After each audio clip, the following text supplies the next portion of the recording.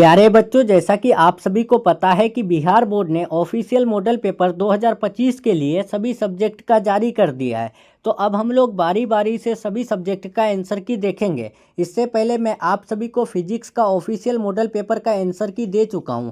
अगर आप सभी नहीं देखें तो ज़रूर देख लीजिएगा चैनल पे जा करके। और अभी इस क्लास में मैं आप सभी को हिंदी का ऑफिशियल मॉडल पेपर का आंसर की बताने वाला हूँ, जो आपको जो है ना परफेक्ट आंसर की और रियल आंसर की बताने वाला हूँ। ठीक है, तो क्लास को आप सभी बिल्कुल भी मिस नहीं कीजिएगा, लास्ट तक जरूर देखिएगा। प्यारे स्टूडेंट, देखिए, ऑफिशियल मॉडल पेपर लॉन्च करने का मतलब क्या होता है कि आपको एग्जाम पैटर्न बताना या फिर एग्जाम में जो क्वेश्चन आता है उस क्वेश्चन का लेवल बताना। ठीक है, तो इसीलिए आप सभी क्लास को पूरा देखिएगा। मैं आपको जो है ना इस क्लास में बताने वाला हूँ कि फाइनल एग्जाम में भी किस लेवल का क्वेश्चन आने वाला है। ठीक है, तो आप सभी क्लास को पूरा जरूर देखिएगा। और ये जो आपका मॉडल पेपर लॉन्च हुआ है, ये आर्ट्स, कॉमर्स और साइंस तीनों स्ट्रीम के स्टूडेंट्स के लिए। ठीक है, तो आप सभी पूरा जरूर देखिएगा। ओके, तो चलिए फ्रेंड्स, क्लास को शुरू करते हैं। उससे पहले मैं आपको बता दूं फ्रेंड्स, हिंदी में जो क्वेश्चन आया है, यानी 100 ऑब्जेक्टिव में से 60 ऑब्जेक्टिव जो है ना हमारा गेस से आया है। ठीक है, अगर नहीं मान रहे हैं तो आप सभी को उसका प्रूफ टेलीग्राम पर मिल जाएगा।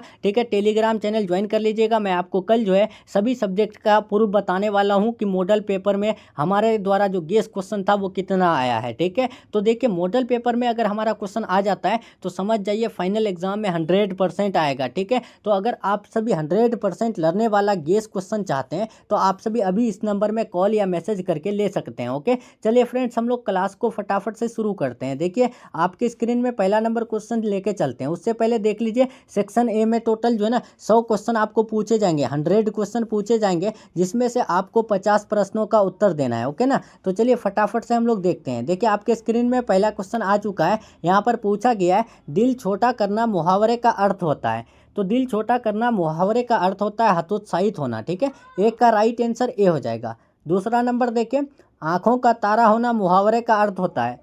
ये सब क्वेश्चन गेस में मेरा दिया हुआ है। ठीक है, जो स्टूडेंट अगर पीडीएफ खरीदे हैं तो आप सभी लाइव चैट कमेंट बॉक्स में बताइएगा क्या ये सब क्वेश्चन आप सभी नहीं देखे हैं हमारे गेस में। आंखों का तारा होना मुहावरे का क्या मतलब होता है? तो प्यारा होना होता है। ठीक है, देखिए, तीसरा नंबर, लाल पीला होना मुहावरे का अर्थ होता है, तो इसका मतलब होता है क्रोध करना, गुस्सा होना।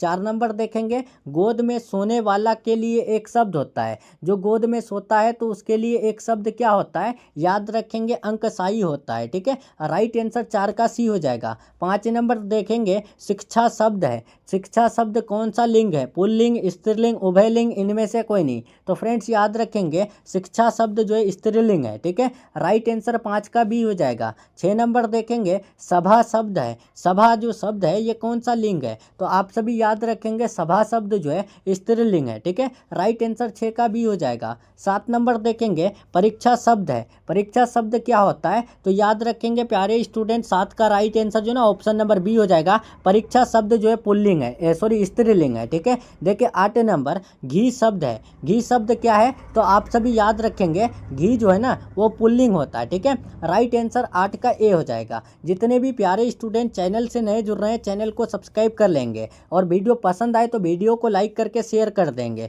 प्यारे स्टूडेंट, आप सभी का फाइनल बोर्ड एग्जाम में जो क्वेश्चन यहाँ पर दिया जाएगा, इंपॉर्टेंट और गेस क्वेश्चन, अगर आप सभी देख के चले जाते हैं तो आपके फाइनल एग्जाम में 100% आने वाला है। ठीक है, तो आप सभी जरूर देखिएगा। अब तो आपका मॉडल पेपर भी लॉन्च हो गया। ठीक है, अब मॉडल पेपर लॉन्च हो गया तो इससे हम लोग को अच्छे से पता चल जाएगा, यानी जितने भी टीचर्स हैं उनको पता चल जाएगा कि किस लेवल का क्वेश्चन आता है, वो जो है ना उसी प्रकार गेस बनाएगा और 100% यानी आएगा। ठीक है, तो देखिए 9 नंबर क्वेश्चन पूछा गया है, वचन के कितने भेद होते हैं? तो याद रखेंगे, वचन के 2 भेद होते हैं। ठीक है, right answer option number C हो जाएगा, एक वचन, बहुवचन। ठीक है, 10 नंबर देखिए, अगनी का पर्यायवाची शब्द है। तो अगनी का पर्यायवाची की बात करें तो राइट आंसर डी हो जाएगा, पावक। ठीक है, 11 नंबर आपके स्क्रीन में है, कमल का पर्यायवाची शब्द क्या है? तो कमल का पर्यायवाची शब्द जो है ना सरोज होता है। ठीक है, राइट आंसर 11 का बी हो जाएगा। चलिए 12 नंबर क्वेश्चन की तरफ बढ़ते हैं। पूछा गया है, जो बहुत बोलता है उसके लिए एक शब्द क्या है? देखिए, जो बहुत बोलता है तो उसके लिए एक शब्द जो है ना क्या होता है? तो आप याद रखेंगे, वाचाल होता है। ओके, राइट आंसर ए हो जाएगा। ये क्वेश्चन यानी कल ही जो है मुस्कान मैम आपको बताई थी। ठीक है, अगर आप सभी लाइव क्लास में देखे थे तो आपको पता होगा। देखिए 13 नंबर, जो पुरुष अभिनय करते हैं उसके लिए एक शब्द क्या होता है? तो अभिनय करना अभिनेता कहलाता है। राइट आंसर सी हो जाएगा। जल में रहने वाली सेना क्या कहलाता है? तो याद रखेंगे, जल में रहने वाली सेना नौसेना कहलाती है। राइट आंसर सी हो जाएगा। 15 नंबर देखिए, तीव्र बुद्धि वाला के लिए एक शब्द है, तो तीव्र बुद्धि वाला के लिए एक शब्द कुशाग्र बुद्धि होता है। ठीक है, 15 का ए नोट कर लीजिएगा आप सभी। ठीक है, 16 नंबर देखेंगे, कमल नयन शब्द में कौन सा समास है? तो देखिए, जब समास आप सभी को करा रहे थे यानी गेस वाला ऑब्जेक्टिव में, तो मैंने आपको बताया था कि कमल नयन जो है कौन सा समास है। तो 16 का राइट आंसर बी हो जाएगा, कर्मधारय समास है। ठीक है, ये सब क्वेश्चन पूरा गेस में है प्यारे स्टूडेंट। ठीक है, मैं आपको कल जो है ना दिखा दूंगा। ठीक है, देखिए यहाँ पर आजीवन शब्द में कौन सा समास है? तो याद रखेंगे 17 का right answer option number A हो जाएगा, अवयवी भाव समास है। ठीक है, नेक्स्ट देखेंगे 18 नंबर, अग्रज अनुज शब्द में कौन सा समास है? तो अग्रज अनुज शब्द में जो समास है ना वो द्वंद्व समास है। ठीक है, नेक्स्ट 19 देखिए, नवरत्न शब्द में कौन सा समास है? बताएंगे फटाफट अगर आपको आंसर पता है तो नवरत्न में समास जो होता है ना वो बहुव्रीहि समास होता है। ओके, 20 नंबर देखेंगे, आयुष्मान का पर्यायवाची शब्द क्या है? तो आयुष्मान शब्द का पर्यायवाची की बात करें तो चिरंजीवी होता है। ठीक है, 20 का बी हो जाएगा। 21 नंबर देखेंगे, पृथ्वी का पर्यायवाची शब्द क्या है? तो पृथ्वी का पर्यायवाची शब्द की बात करें तो भूमि होता है। ठीक है, राइट आंसर बी हो जाएगा। देखिए हमारा गेस में जो क्वेश्चन था सेम क्वेश्चन है, फिर पृथ्वी का पर्यायवाची शब्द क्या है, लेकिन ऑप्शन उल्टा है। ठीक है, ए में था भूमि, ठीक है, और बी में क्या था उतना मुझे नहीं पता है। ठीक है, बी में क्या है उतना हमको नहीं पता है, लेकिन मैं आपको बता दूं कि ए में भूमि है, जो कि मैं आपको ए बताया था। ठीक है, वो भी हमको याद है, इसीलिए मैं आपको बता दिया। ठीक है, 22 नंबर देखेंगे, संधि के कितने भेद हैं? तो संधि के 3 भेद है। ठीक है, राइट आंसर सी हो जाएगा, स्वर्ग संधि, व्यंजन संधि, विसर्ग संधि। ठीक है, 23 नंबर देखेंगे, दिगंबर शब्द का संधि विच्छेद क्या होता है? तो दिगंबर शब्द का संधि विच्छेद दिख हेलंत प्लस अंबर होता है। ठीक है, right answer option number A हो जाएगा। 24 नंबर देखेंगे, यशोदा शब्द का संधि विच्छेद होता है। तो यशोदा शब्द में जो संधि विच्छेद होता है ना, यश विसर्ग प्लस दा होता है। ठीक है, राइट आंसर डी हो जाएगा। जितने भी प्यारे स्टूडेंट का अगर बिल्कुल भी तैयारी नहीं हुई है और आप सभी चाहते हैं 90% मार्क्स लाना और आप सभी अभी भी इधर उधर भटक रहे हैं, तो आप सभी को भटकने की बिल्कुल भी ज़रूरत नहीं है। आप सभी इस नंबर में कॉल मैसेज कर लीजिए और गेस प्रश्न ले लीजिए। 100% है, आप जो है ना आराम से 90% लेकर के आएंगे। ठीक है, आपको ऐसा क्वेश्चन दिया जाएगा जो आपके फाइनल बोर्ड एग्जाम में श्योर है पूछे जाएंगे। ठीक है, देखिए यहाँ पर तपोबल का शब्द का संधि विच्छेद होगा, तो तपोबल का संधि विच्छेद जो है ना तप विसर्ग प्लस बल होगा। ओके, राइट आंसर बी हो जाएगा। देखिए 26 नंबर, वार्तालाप शब्द का संधि विच्छेद होता है, तो वार्तालाप शब्द का संधि विच्छेद की बात करें तो राइट आंसर वार्ता प्लस आलाप हो जाएगा। ठीक है, 26 का ए हो जाएगा। 27 नंबर देखिए, महेश शब्द का संधि विच्छेद होता है, तो प्यारे स्टूडेंट याद रखिएगा महेश शब्द का संधि विच्छेद जो है महा प्लस इस हो जाएगा। ठीक है, राइट आंसर डी हो जाएगा। और आपको बता दे प्यारे स्टूडेंट, देखे आप सभी इधर देख रहे हैं ना, अभी आपका व्याकरण से क्वेश्चन है। देखिए आपके एग्जाम में भी जो क्वेश्चन आएगा ना वो पहले 1 से 60 तक व्याकरण ही आएगा। ठीक है, उसके बाद 61 से लेके 100 तक आपका किताब से आएगा। ठीक है, तो मैं आप सभी को यही सजेस्ट करूंगा कि अगर आप सभी से व्याकरण हो सके तो बनाइएगा, नहीं हो सके तो पहले 61 से 100 के बीच जो है जो क्वेश्चन बने उसका उत्तर दे दीजिएगा। ठीक है, 30-40 जो भी बनेगा तो आप सभी देने के बाद तब व्याकरण में आकर के 10-12 को सही कीजिएगा, ताकि आप सभी का 50 में से 50 ऑब्जेक्टिव आए। ठीक है, यानी सही आए। ठीक है, देखिए 50 नंबर की 28 नंबर की कठोर शब्द का विलोम होगा, तो बताएंगे कठोर शब्द का विलोम क्या होता है? तो कठोर का होता है कोमल। ठीक है, right answer option number C हो जाएगा। चलिए 29 नंबर देखेंगे, पूछा गया है यहाँ पर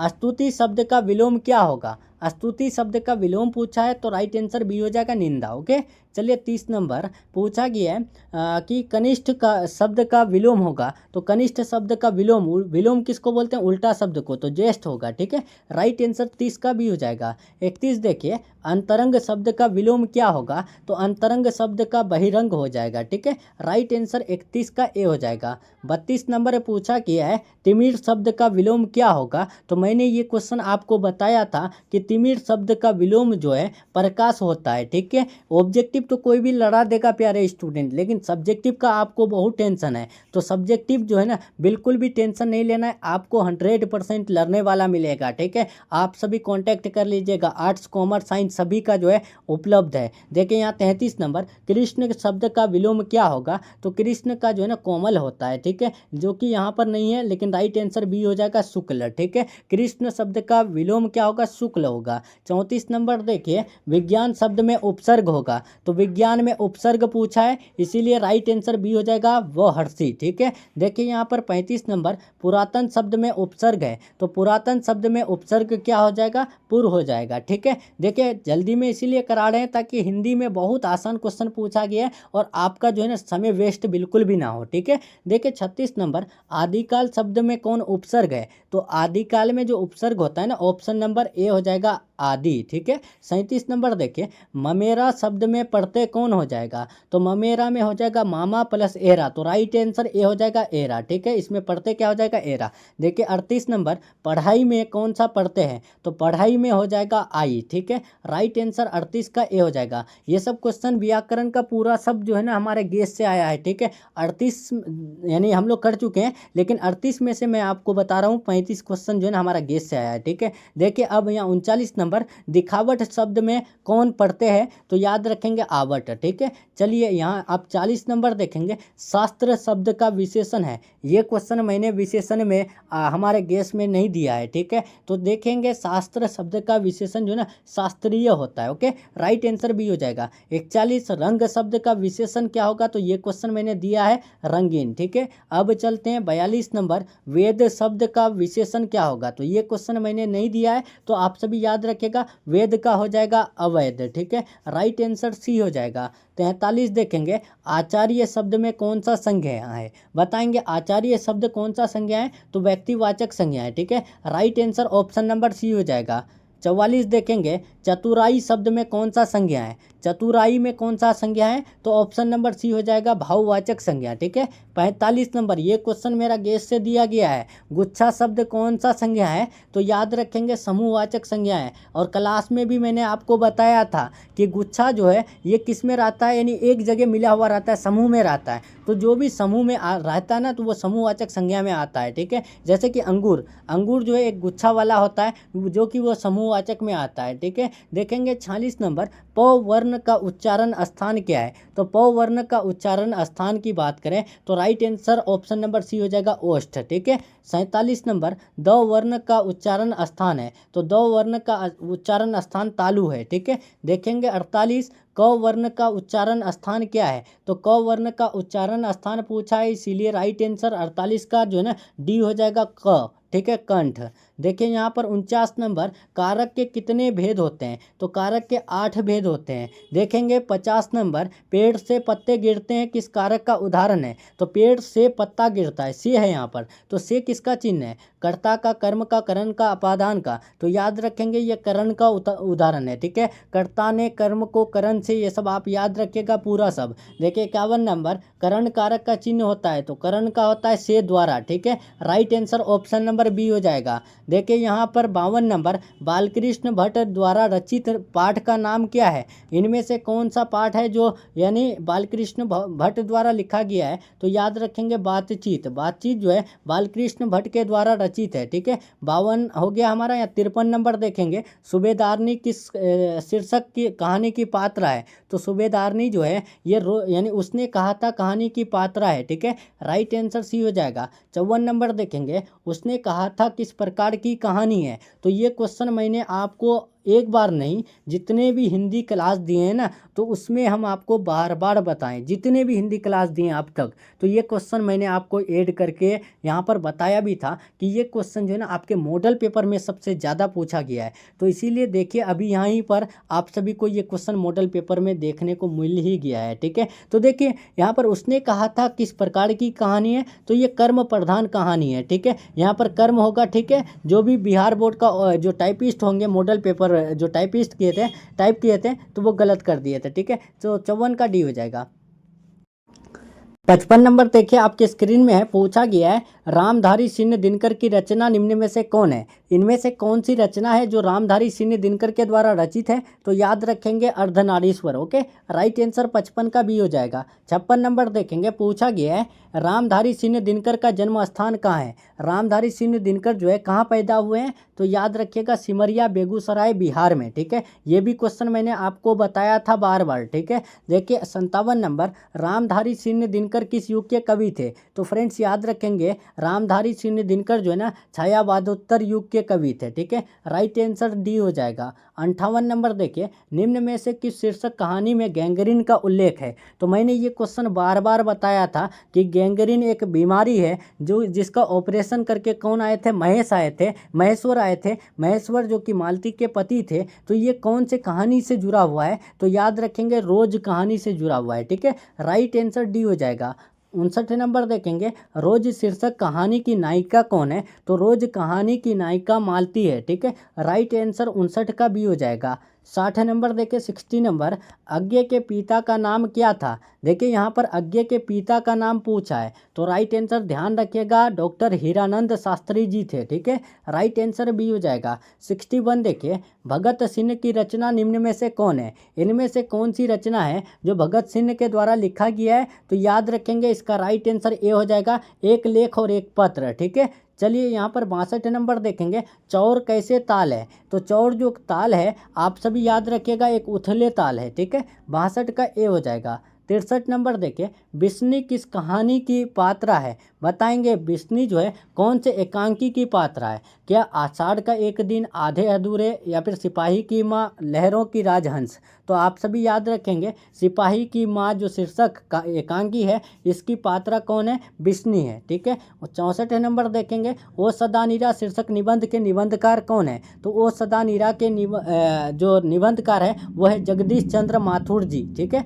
राइट आंसर ए हो जाएगा। 65 नंबर देखें, बहुजन संप्रेषण के माध्यम नामक यानी पुस्तक के रचयिता कौन है? तो बहुजन संप्रेषण के माध्यम नामक जो किताब है इसके जो राइटर है उसका नाम है कौन? तो आप सभी याद रखेंगे 65 का सी हो जाएगा, जगदीश चंद्र माथुर जी। ओके, चलिए 66 नंबर 66 देखेंगे कि दलित साहित्य का सौंदर्य शास्त्र नामक आलोचना पुस्तक के रचयिता कौन है? तो इस पुस्तक के जो रचयिता है ना आप याद रखेंगे 66 का ए हो जाएगा, ओम प्रकाश वाल्मीकि। ओके, 67 नंबर देखेंगे, ओम प्रकाश और कलीराम किस शीर्षक पाठ के पात्र है? बताएंगे ओम प्रकाश और कलीराम जो है कौन से पाठ के पात्र है, कैरेक्टर है? तो याद रखेंगे जूठन के। ठीक है, right answer option number B हो जाएगा। 68 नंबर नोट करेंगे फटाफट कि आदमी यथार्थ को जीता ही नहीं यथार्थ को रचता भी है, ये कथन किस लेखक का है? तो याद रखेंगे इसका राइट आंसर 68 का सी हो जाएगा, मलियज का। 69 नंबर देखेंगे, हंसते हुए मेरा अकेलापन शीर्षक पाठ के लेखक कौन है? तो हंसते हुए मेरा अकेलापन के लेखक जो है मलियज जी थे। ठीक है, मलियज जी है, right answer option number B हो जाएगा। 70 नंबर देखेंगे, त्रिछ शीर्षक कहानी की पात्रा कौन किस प्रकार की रचना है? बताएंगे त्रिछ जो कहानी है ये किस प्रकार की रचना है? तो याद रखेंगे हास्य व्यंग्यवादी। ठीक है, राइट आंसर डी हो जाएगा। 71 नंबर देखे, जे कृष्ण मूर्ति की रचना निम्न में से कौन है? तो जे कृष्ण मूर्ति की जो रचना है इनमें से कौन है? याद रखेंगे यहाँ पर इसका राइट आंसर शिक्षा हो जाएगा, ऑप्शन नंबर डी। ठीक है, चलिए अब हम लोग चलते हैं यहाँ पर बातचीत जो है, बातचीत के लेखक कौन है? तो वो है बालकृष्ण भट्ट, रोज के अज्ञे जी, जूठन के ओम प्रकाश वाल्मीकि, तो शिक्षा के कौन होंगे? जे कृष्ण मूर्ति। 72 नंबर देखेंगे, लीड बेटर के अनुसार जे कृष्ण मूर्ति क्या थे? तो वो वर्ल्ड टीचर थे, मतलब विश्व शिक्षक थे। ठीक है, देखिए 73 नंबर, ओराओं भाषा में धांगर का क्या मतलब है? तो ओराओं भाषा में धांगर का मतलब होता है भाड़े का मजदूर। ठीक है, इसका राइट आंसर ए हो जाएगा। 74 74 नंबर देखिए, गंडक नदी की चर्चा किस शीर्षक पाठ में की गई है? देखिए प्यारे स्टूडेंट, गंडक नदी का जो चर्चा किया गया है कौन से पाठ में, कौन से जो है लेसन में? क्या रोज में, ओ सदानीरा में, तिरिछ में, जूठन में? तो याद रखिएगा इसका राइट आंसर 74 का जो है ना ऑप्शन नंबर बी हो जाएगा, ओ सदानीरा में। देखिए 75 नंबर, रामधारी सिंह दिनकर किस विश्वविद्यालय में उपकुलपति के पद पर आसीन रहे? तो याद रखेंगे राइट आंसर बी हो जाएगा, पटना विश्वविद्यालय। 76 नंबर देखेंगे, अर्धनारीश्वर शीर्षक पाठ हिंदी के कौन सी विधा है? बताएंगे अर्धनारीश्वर क्या है? तो आपको पता होगा अर्धनारीश्वर एक निबंध है। ठीक है, राइट आंसर सी हो जाएगा। 77 आपके स्क्रीन में आ चुका है। स्पीच का उद्देश्य सुनने वाले के मन में जो जोश और उत्साह पैदा कर देना, ये उक्ति किसका है बताएंगे। स्पीच का उद्देश्य सुनने वाले के मन में जोश और उत्साह पैदा कर देना है, ये उक्ति जो है ना बालकृष्ण भट्ट का है, ठीक है, जो कि बातचीत जो पाठ है उसके लेखक है। और बातचीत में ही बता रहे हैं बालकृष्ण भट्ट कि स्पीच का उद्देश्य होता है कि सुनने वाले के मन में जो है ना जोश और उत्साह पैदा कर देना, ठीक है। देखिए यहाँ पर 78 नंबर पूछा गया है, प्रकृति वर्णन से संबंधित कविता है। तो प्रकृति वर्णन से संबंधित कौन सा कविता है, तो 78 का राइट आंसर आप सभी ध्यान रखिएगा उषा, ठीक है। 79 देखेंगे कि कवियों के कवि किसे कहा जाता है, तो कवियों के कवि जो है ना वो यानी जयशंकर प्रसाद को कहा जाता है, ठीक है। 80 नंबर देखें, मुक्तिबोध का पूरा नाम क्या है, तो मुक्तिबोध का पूरा नाम गजानन माधव मुक्तिबोध है, ठीक है। राइट आंसर 80 का सी हो जाएगा। चलिए 81 देखेंगे, आपके स्क्रीन में आ चुका है। पूछा गया है ज्ञानेंद्र पति किस प्रशासनिक पद पर कार्यरत थे, बताएंगे। ज्ञानेंद्र पति जो है कौन से प्रशासनिक पद पर कार्यरत थे, तो याद रखेंगे कारा अधीक्षक के रूप में। 82 नंबर देखेंगे, गांव का रोग गांव का घर शीर्षक कविता के कवि कौन है, तो गांव का घर के कविता का नाम जो कवि के नाम है उनका नाम क्या है, ज्ञानेंद्र पति है, ठीक है। देखिए 83 नंबर आपके स्क्रीन में, गांव का घर जो है ना, हाँ। चलिए यहाँ पर अब हम लोग 83 नंबर देखते हैं। पूछा गया है उषा शीर्षक कविता के कवि कौन है, तो उषा के है शमशेर बहादुर सिन्हा, ठीक है। 84 नंबर देखें, तुलसीदास का जन्म कहाँ हुआ था, तो तुलसीदास का जन्म राजापुर बांदा उत्तर प्रदेश में हुआ था, ठीक है। 85 नंबर देखिए आपके स्क्रीन में आ चुका है, कवि भूषण की कविता में कौन सा रस पाया जाता है, तो 85 का right answer option number C हो जाएगा, वीर रस पाया जाता है। जितने भी प्यारे स्टूडेंट अगर अभी तक फाइनल बोर्ड एग्जाम का बिल्कुल भी तैयारी नहीं किए हैं और आप सभी अभी भी 100% लर्ने वाला नोट्स ढूंढ रहे हैं, तो आप सभी को ढूंढने की ज़रूरत नहीं है। यहाँ नंबर दिया हुआ है, आप सभी इस नंबर में कॉल मैसेज कीजिएगा, आप सभी को मिल जाएगा, ठीक है। देखिए गेस क्वेश्चन मिलेगा, जैसे कि आपके मॉडल पेपर में जितना क्वेश्चन आया है उसी प्रकार आपके फाइनल एग्जाम में भी आएगा, 100% श्योर है, ठीक है। तो 86 देखिए, जयशंकर प्रसाद रचित महाकाव्य का नाम क्या है, तो राइट आंसर ए हो जाएगा कामायनी, ठीक है। 87 देखिए, सुभद्रा कुमारी चौहान का जन्म स्थान कहाँ है, तो सुभद्रा कुमारी चौहान जो है ना निहालपुर यानी इलाहाबाद में पैदा हुए हैं, ठीक है। राइट आंसर डी हो जाएगा। 88 देखिए, पुत्र वियोग शीर्षक कविता के कवियत्री कौन है, तो सुभद्रा कुमारी चौहान है। जितने भी प्यारे स्टूडेंट वीडियो को लाइक नहीं किए लाइक कर देंगे, चैनल से नए जुड़ रहे हैं चैनल को सब्सक्राइब करके बेल आइकन प्रेस कर लेंगे। मेरा खोया हुआ खिलौना अब तक मेरे पास ना आया, तो ये किस पाठ की यानी उदाहरण है, फिर ये किस पाठ की उक्ति है, तो याद रखेंगे पुत्र वियोग की, ठीक है। 89 का ए हो जाएगा। 90 नंबर देखें, पंचायती राज में जैसे खो गए यानी परमेश्वर, ये उक्ति जो है किस शीर्षक कविता की है, तो याद रखेंगे राइट आंसर यहाँ पर जो है ना 90 का ऑप्शन नंबर क्या हो जाएगा, 90 का सी हो जाएगा, गांव का घर की, ठीक है। 91 देखिए, प्यारे नन्हे बेटे को शीर्षक कविता का नायक कहाँ के रहने वाले थे, तो याद रखेंगे भिलाई छत्तीसगढ़ के रहने वाले थे, ठीक है। राइट आंसर 91 का ए हो जाएगा। 92 नंबर देखिए, दानव दुरात्मा एक मानव की आत्मा एक, ये पंक्ति जो है किस शीर्षक कविता की है, शीर्षक कविता की है, तो आप सभी याद रखेंगे राइट आंसर 92 का जो ना ऑप्शन नंबर सी हो जाएगा, जनजन का चेहरा एक की, ठीक है। 93 नंबर देखेंगे, छत्रसाल दशक शीर्षक कृति के रचनाकार है, तो आप सभी इसका राइट आंसर 93 का ऑप्शन नंबर डी नोट कर लेंगे, भूषण जी की। 94 देखें, कवि जायसी की रचना निम्न में से कौन है, कवि जायसी की रचना निम्न में से कौन है, तो 94 का बी हो जाएगा, करबक, ठीक है। देखिए 95 चित्रलेखा नामक रचना की रचयिता कौन है, तो ये भी क्वेश्चन ये सब जितना भी है ना गेस में दिया हुआ है। तो मैंने आपको बता दिया कि अगर आप सभी फाइनल एग्जाम में अच्छा एग्जाम देना चाहते हैं और आप सभी चाहते हैं बढ़िया मार्क्स लाना, तो अभी देरी मत कीजिए, गेस क्वेश्चन ले लीजिए और अपना तैयारी को बेहतर कर लीजिए, ठीक है। देखिए यहाँ इसका राइट आंसर जो है ना ऑप्शन नंबर डी हो जाएगा, जायसी। 96 देखेंगे, जायसी किस भक्ति शाखा के कवि है, तो राइट आंसर 96 का जो है ना ऑप्शन नंबर ए हो जाएगा, प्रेम मार्गी। 97 नंबर देखेंगे, सूरदास किस काल के कवि है, तो सूरदास जी जो है ना ये यानी कौन से काल के कवि होंगे, तो 97 का बी हो जाएगा, भक्ति काल के कवि है। 98 देखेंगे, पाठ्य पुस्तक में सूरदास रचित पद जो है कहाँ के से संकलित है, तो सूरसागर से, ठीक है। देखिए 99 नंबर 99 तुलसीदास रचित सर्वश्रेष्ठ महाकाव्य है, तो 99 का राइट आंसर बी बी हो जाएगा रामचरितमानस। ठीक है, 100 नंबर में आ चुके हैं, तो फटाफट से आप सभी एक बार बताइएगा इस 100 में से आप सभी को कितना क्वेश्चन का आंसर पता था, बताएंगे आप सभी। ये तो ऑफिशियल मॉडल पेपर है, अगर ऑफिशियल मॉडल पेपर में अगर आप सभी 90 प्लस ऑब्जेक्टिव सही कर लेते हैं तो समझ जाइए आपका तैयारी लेवल अच्छा है। ठीक है, निम्न में लोकनायक कहे जाते हैं, तो याद रखेंगे लोकनायक जो है ना वो यानी किसको कहे जाते हैं, जयप्रकाश नारायण को कहे जाते हैं। ठीक है, जो कि संपूर्ण क्रांति का भाषण दिए थे 5 जून 1974 को पटना के गांधी मैदान में। ओके, तो चलिए यहाँ 100 क्वेश्चन आपका कंप्लीट हो रहा है।